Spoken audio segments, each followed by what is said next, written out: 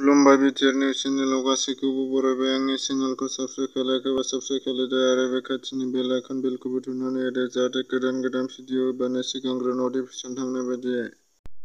बर'नि थुनलाइ फोथाराव बेसेगोसा बिहोमा होबोनो हानाय सासे गेदेर थुनलाइ आरो बर'नि गेजेराव 2005 मायथाइयाव गिबि साहित्य एकादेमि बान्था मोननो हानाय आरो 2021 मायथाइयाव हादरनि जौसिन थाखोनि मानिफाइसि बान्था मोननो हानाय ड मंगलसिं हाज'वारिखौ कक्राझार जिल्ला दुलाराय बाथौ गौथुमनिफ्राय बरायनायजों लोगोसे मान बाउदों।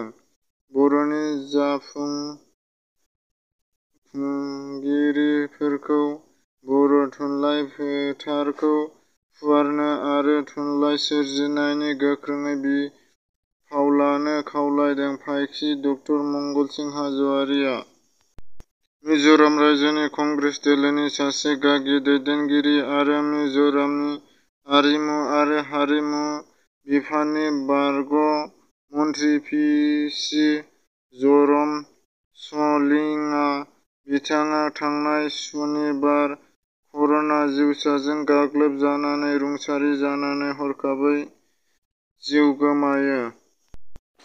भारत हादरनि कंग्रेस दोलोनि बारग' आफादगिरि रायबरेली लक सभा बियाबनि एमपि सनिया गान्धी कभिड-19 जुजिनो थाखाय गावनि एमपि फान्डनिफ्राय $1.17 कौटि रां अनसुंथाइ होदों। कर'ना बेरामिफोरखौ फाहामथाय होनो थाखाय बिथाङा फैसा दान एबा डनेशन हिसाबै होनाय जादों। बिथाङा कक्राझार बर' फाथारमारि रंजालि बैसागो फोरबो फालिथायाव बर'नि मुंदांखा माहारियारि दिग्दारसिं एबा सपन कुमार नार्जारिया बाहागो लानानै माखासे खौरांगिरिफोरजों मोगा-मोगि लादों आरो बर'नि गेजेराव बैसागोआ माबायदि जानांगौ